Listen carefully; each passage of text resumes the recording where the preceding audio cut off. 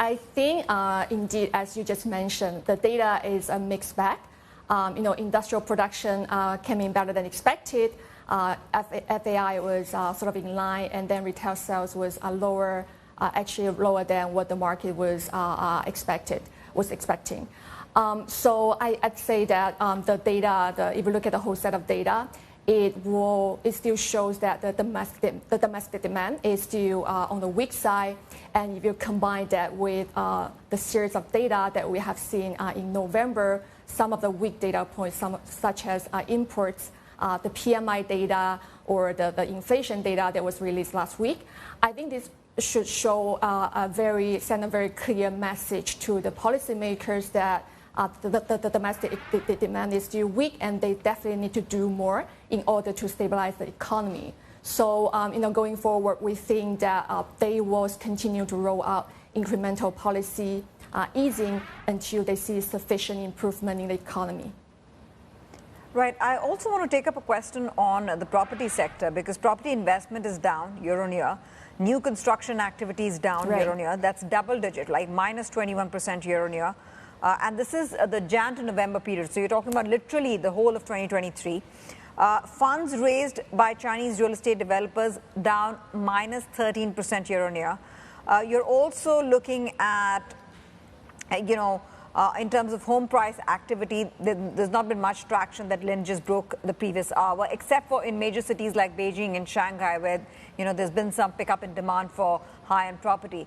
When you put it all together, where are we in the recovery story, despite stimulus, despite the government's policy measures to support the property market? Where are we in the property cycle in China?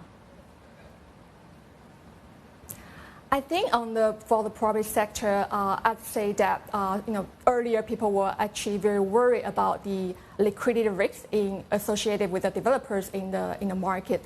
But with the series of measures that we have seen in the recent months, I think the overall such risk has probably reduced.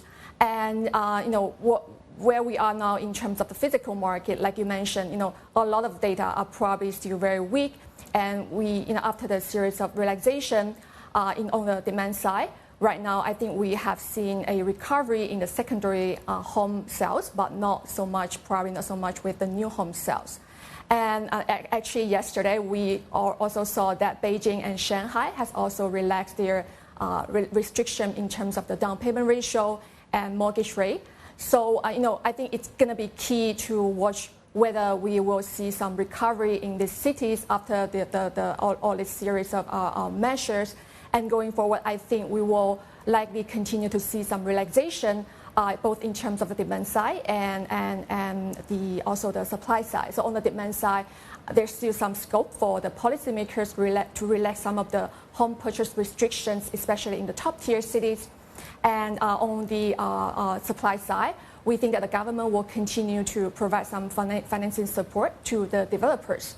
And it's probably going to take some time for the effect of these measures to really kick in. So we'll have to watch the data very closely.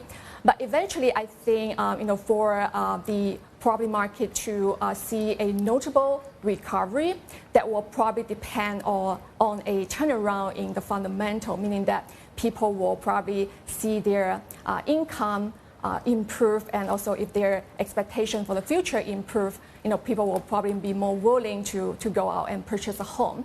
And therefore, that will also rely on a lot of the other easing measures, not just for the property side, but also a more broader set of easing measures that policymakers will roll out. And if they are able to kick off the momentum in the economy with incremental policy easing, then we think that we can probably look for a modest recovery and stabilization probably by mid-year next year.